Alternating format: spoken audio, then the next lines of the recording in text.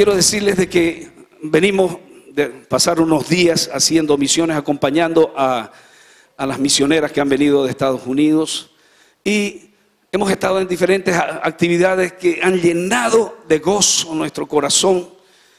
Y, amados hermanos, ha sido muy bueno ver cómo este gozo, esta alegría, cuando estamos sirviendo a los que no conocen a Dios, se intensifica mucho más grande. Amados hermanos, es muy común en muchas iglesias que cuando se va conformando y constituyendo, vamos a decir, su misión, su visión, muchas veces por diferentes razones, por un énfasis, vamos a decir, en lo familiar, por un énfasis en el servicio, y vamos perdiendo paulatinamente el enfoque fundamental de nuestra iglesia o de la iglesia de Jesucristo acá en la tierra. Cuando vamos cediendo muchas veces a propósitos diversos y muchas veces atendiendo lo urgente, no entendiendo cuál es lo importante, y atendiendo lo urgente, apagando fuegos acá, pero no comprendiendo lo fundamental, vamos perdiendo entonces nuestro enfoque. Vamos perdiendo nuestro enfoque. Entonces, cuando vamos y entendemos cuál es el accionar de nuestra iglesia, cuál debería ser el accionar de nuestra iglesia, si no hacemos evaluaciones periódicas, entonces no vamos a poder identificar. Eso sucede en las empresas, eso sucede en muchas instituciones y organizaciones. Y la iglesia no está exenta de perder muchas veces su verdadero enfoque. Entonces, pero podríamos preguntar, ¿cuál es el fundamento? ¿Cuál es la verdadera misión de la iglesia? La verdadera fundamental misión. Unos podrán decir, dar amor, recibir a los más necesitados, a los pobres, compartir el pan con otros, leer la palabra. Son todas objetivos fundamentales, hermanos. Son objetivos importantes. Pero el objetivo fundamental de la iglesia, en mi modesto entender, hermano, creo que es fundamentalmente, la iglesia está constituida como un organismo, el más grande de toda la tierra, para ganar almas. ¿Cuántos dicen amén? Para ganar las almas perdidas, las que no conocen a Dios. Entonces, muchas veces podemos pasar mucho tiempo distraídos en muchas acciones que nos aparten del objetivo fundamental que tiene la iglesia: ganar almas. Entonces, muchas veces podemos poner muchos recursos, gastar energías, desgastar, y si no estamos evaluando que lo que hemos hecho realmente vale la pena, alguien decía por ahí, precio y beneficio, ¿cómo se dice el dicho? Costo y beneficio. Tenemos que estar evaluando eso en lo espiritual, hermano. En lo espiritual. Entonces, Dios por eso estableció, para que nosotros no nos apartemos del enfoque central de la iglesia, de la gran comisión. Y la gran comisión fue impartida por Jesús antes de partir. Y Él se aseguró de decirlo en los evangelios. Ahí vemos en el evangelio de Marcos, en el evangelio de Mateo. En Mateo capítulo 28, versículo 18, dice claramente: y Jesús se acercó y les habló diciendo, toda potestad, significa toda autoridad, toda fortaleza, toda fuerza, toda autoridad me es dada, dice, me es dada en el cielo y en la tierra. Por tanto, id. Nos dice que no nos quedemos estáticos en un lugar. Id y haced discípulos a todas las naciones, bautizándolos en el nombre del Padre, del Hijo y del Espíritu Santo. Y el que fuere bautizado, dice, será salvo. Y el que no, ¿será qué? Condenado. Condenado. También dice, hermanos, si vemos en Marcos capítulo 16, dice, id, vuelve a decir, id, id. por todo el mundo y predicad el evangelio a toda criatura, y el que creyere y fuere bautizado será salvo, mas el que no creyere será condenado. Y estas señales seguirán a los que creen en mi nombre: echarán fuera demonios, hablarán nuevas lenguas, tomarán en las manos serpientes, y si bebieren cosa mortífera no se les hará daño. Sobre los enfermos, dice, impondrán sus manos y sanarán. Entonces, amados hermanos, para realizar esta gran comisión, Dios nos ha llenado de capacidades extraordinarias. Nos dio capacidades únicas. Allá en el siglo I a todos los apóstoles fueron capacitados, fueron llenos de estas capacidades extraordinarias, únicas. Fueron capacidades que no eran las que podemos contar hoy día con la televisión. No había televisión en ese entonces, no había ni la radio. No habían instrumentos que son poderosos para evangelizar, para compartir las buenas noticias. No había el internet. Sin embargo, Dios nos capacitó de capacidades, valga la redundancia, divinas. Fueron capacidades divinas. Fue la unción del Espíritu Santo, fue la unción, el amor por los perdidos. El creer que la palabra es poderosa, que podían sanar por los enfermos, que podían orar por las personas y las familias iban a ser constituidas. Por eso leí el primer versículo del primer misionero que hubo en la tierra, cual fue Abraham, que le dijo: deja tu tierra, tu casa, tu comodidad, tu zona de confort, y ve a la tierra que te mostraré. ¿Y qué fue lo que hizo Abraham? ¿Alguien me puede decir? ¿Él obedeció o no obedeció? Él obedeció. Y haré de ti una gran nación, y serán benditas en ti todas las familias de la tierra. ¿Cuántos dicen amén? Hermano, él obedeció, y hoy pues son benditas todas las familias de la tierra, porque él obedeció. El Señor nos dice: id. El Señor nos dice que no tenemos que quedarnos estáticos solo en un lugar. Vamos a ver que tenemos que consolidar aquellos lugares que tenemos, porque tampoco no podemos ser irresponsables de hacer esto sin dejar de hacer lo importante que tenemos cerca que consolidar. Vamos a ver eso un poquito más adelante. Entonces, amados hermanos, ¿cuáles fueron esas capacidades divinas que Dios nos dio? Dios nos muestra en Hechos capítulo 1, versículo 8, para que lo busquen la palabra. Dice: y estas señales seguirán a los que creen en mí, dice. Estas señales seguirán a los que creen en mí. Vamos a decir, y recibiréis poder cuando haya venido sobre vosotros, ¿qué cosa? El Espíritu Santo. Y me seréis testigos en Jerusalén, Samaria y hasta los confines de la tierra. Entonces, amados hermanos, Dios nos capacitó a todos aquellos que son llenos del Espíritu Santo para ir, para ser discípulos, para predicar el evangelio. Hermanos, es extraordinario cuando usted se dispone. Y aunque usted diga: yo no sé hablar, pastor, no es ese mi don. Usted póngame a hacer lo que quiere. Si quiere, yo limpio, cocino, barro, hago lo que sea. Pero sabe que yo no sé hablar. Mentira, hermano. Dios te pone palabra cuando está tu amor, cuando está tu corazón lleno de amor por esas almas que tú estás mirando, que nadie le ha llevado la palabra, que nadie le ha hablado de Jesús, que nadie le ha hablado de esa salvación eterna que tiene Jesús para nosotros.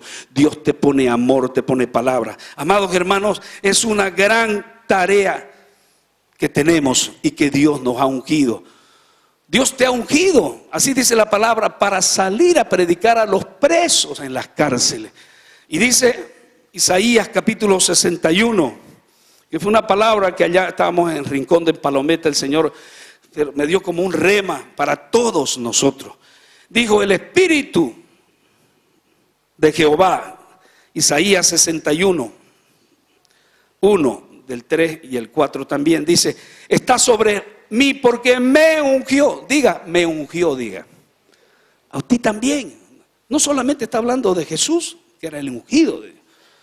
Nosotros cuando recibimos a Jesús, nos hizo partícipe de su reino. Y Él es el hermano mayor de muchos otros hermanos que somos nosotros. Dice: me ungió Jehová y me ha enviado, diga enviado, a predicar las buenas nuevas a los abatidos, a vendar a los quebrantados de corazón, a publicar libertad a los cautivos, a los presos, apertura de la cárcel, a ordenar a los afligidos de Sión. Y dice más abajo, dice: reedificarán las ruinas antiguas y levantarán asolamientos primeros, restaurarán las ciudades arruinadas. Mire lo que usted puede hacer si se dispone. Mire lo que usted puede hacer si usted dice: heme aquí, Señor, envíame a mí. Dios puede hacer mucho. Dice: y los escombros de generación en generación. Entonces, amados hermanos, acabamos de llegar de estos viajes. Yo los acompañé a los viajes un poco más lejos, que es Rincón del Palometa, y también fuimos a nuestra obra del Sembrador. Y fuimos por una iniciativa que tuvo nuestra hija Sofía al convidar a otras jóvenes misioneras allá en la Northwest University, y ellas decidieron: heme aquí, yo quiero ir, envíame a mí. Y ellas se organizaron y ellas hicieron algo que me sorprendió desde un comienzo hasta el final. No perdían un minuto de su tiempo, estaban totalmente organizadas, traían juegos, traían enseñanzas, traían regalos, no vinieron con las manos vacías. Y principalmente vinieron con mucho amor a visitar nuestras obras misioneras. No sé si hay alguna foto por ahí que podemos pasar de Paquió, porque ellos primero fueron a las obras nuestras cercanas, Paquió, La Hermosa. Bien, entonces, y algunas de las cuales Dios puso en nuestro corazón acompañar, como le dice. Y me vino, recuerdo, mientras estábamos manejando, mientras estábamos en nuestro último encuentro de nuestra iglesia, allá en Brasil, cuando estaban estableciendo la misión de los pilares. Y nunca me voy a olvidar cuando el líder del pilar de evangelismo y de misiones, porque misiones forma parte de un pilar, dice, ellos dijeron 5 cosas que me impactaron en la visión de nuestra iglesia. Primero, la iglesia que no hace misiones, dice, empobrece y no crece. Decíamos que la iglesia, nos decía, la iglesia que no hace misiones termina siendo a la larga influenciada y evangelizada por otra. La iglesia que no hace misiones no cumple la gran comisión, también decía. Entonces, y otro aspecto que me llamó la atención, la iglesia que no hace misiones se convierte en un gran club social donde estamos preocupados, club social de beneficencia, que está muy bien, que está muy bonito, pero perdemos nuestro enfoque central. Y dijeron otros conceptos más que no los logré escribir, que desearía que nuestro líder de allá de la iglesia central de allá de Brasil me los compartiera con nosotros. Pero hermano, entendí algo que es fundamental, que de la siembra hasta la cosecha hay un tramo, hay un paso que demora tiempo, demora mucho tiempo. Muchas veces nos afligimos y vemos que no hay respuesta a nuestra siembra y hemos invertido recursos y no podemos entender por qué no estamos cosechando tan rápidamente los recursos.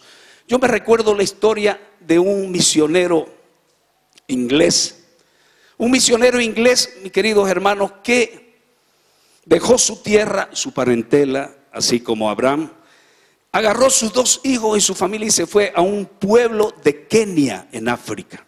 Él llegó y se había enterado que había una tribu muy sanguinaria, lleno de hechiceros y de hombres que hacían y deshacían de esa tribu realmente de la manera más sanguinaria, cometían los hechos criminales más difíciles. Y este misionero, con ese atrevimiento, con esa fortaleza, atrevimiento en el buen sentido de la palabra, decidió armar su lugar de, vamos, su campo base cerca de este lugar. ¿Y sabe qué pasó? Ahí levantó una pequeña iglesita, hacía cultos de dominicales, su esposa hacía para sus 2 hijas y empezó a invitar a niños, empezó a invitar a mayores, pero nadie venía.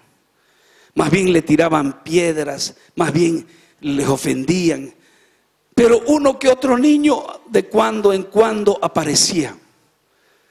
Lo peor no había ocurrido hasta que lo que se suponía que muchas veces podía ocurrir, ocurrió. Una noche vinieron de esa tribu una gran cantidad de vándalos con machetes y terminaron agrediendo a esta familia.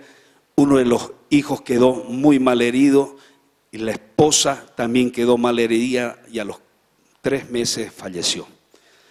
Este misionero, muy desilusionado, muy triste, abandonó la misión y volvió a Inglaterra.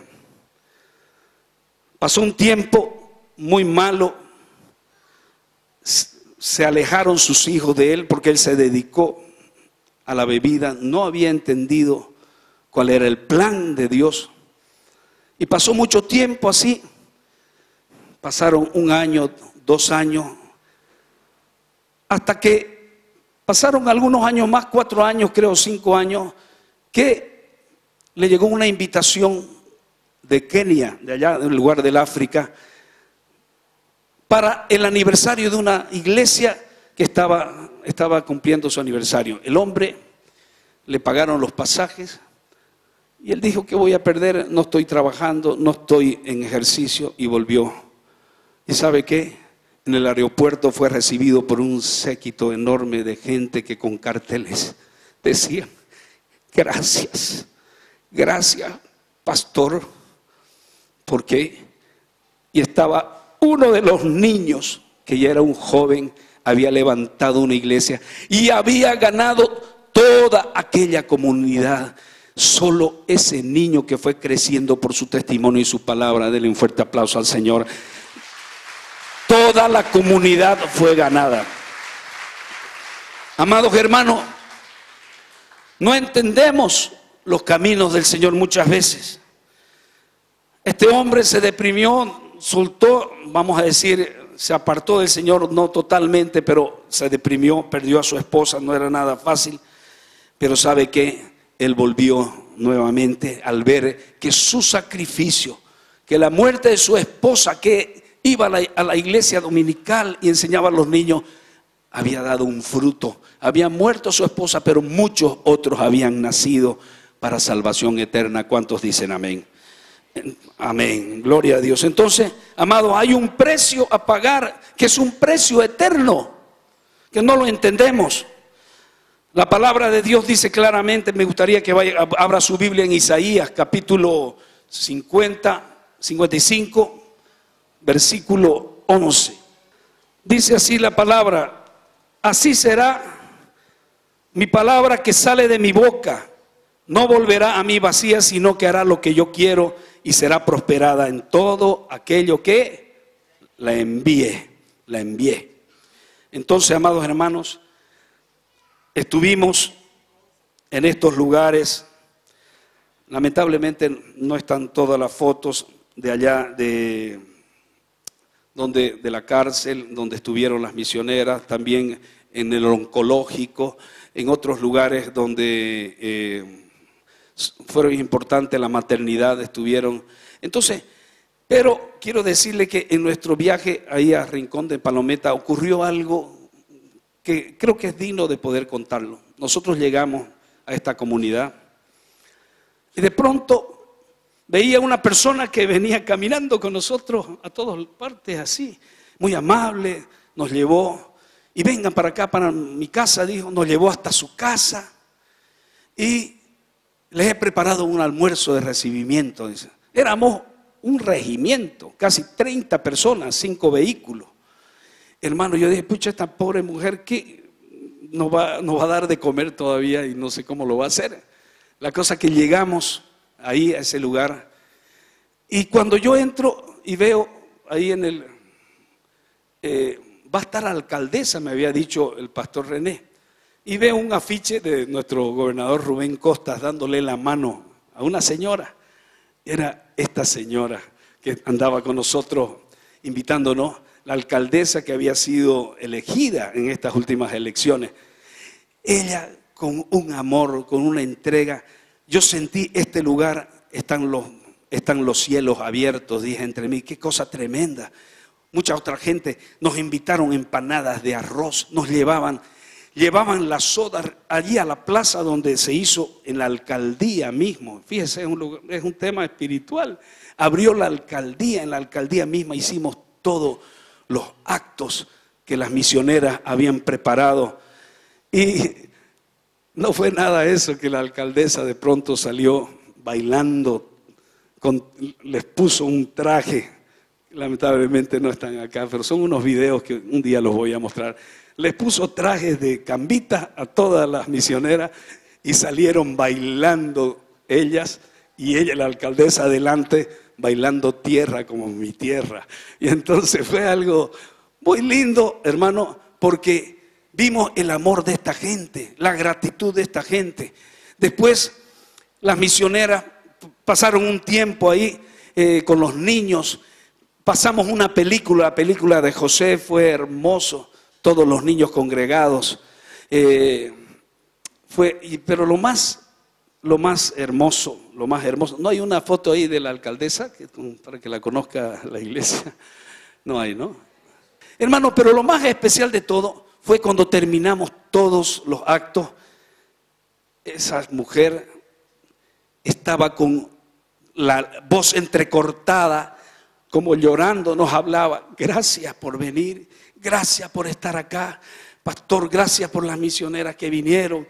No sabía cómo agradecernos, hermano, y ahí había un contingente de personas mayores y de jóvenes también, que fue muy importante. Era un pueblo de 1,250 personas. Habían por lo menos unas 100 personas, unas 80 personas entre mayores y niños que estaban ahí con nosotros. Se sembró la palabra, y muy al estilo de Daniel me dice, pastor Charlie, ahora tiene que dar su mensaje, me dice, no me había dicho antes, pero yo sé que nosotros los cristianos tenemos que estar preparados como los Boy Scouts, siempre listos. Y ahí Dios me dio una palabra, fue esa palabra de que Dios nos ha ungido para llevar las buenas nuevas. Entonces, hermano, terminamos orando por ella, ella fue muy tocada. Sé que fuimos a conocer un terreno que nos han donado, un terreno de 1,200 metros,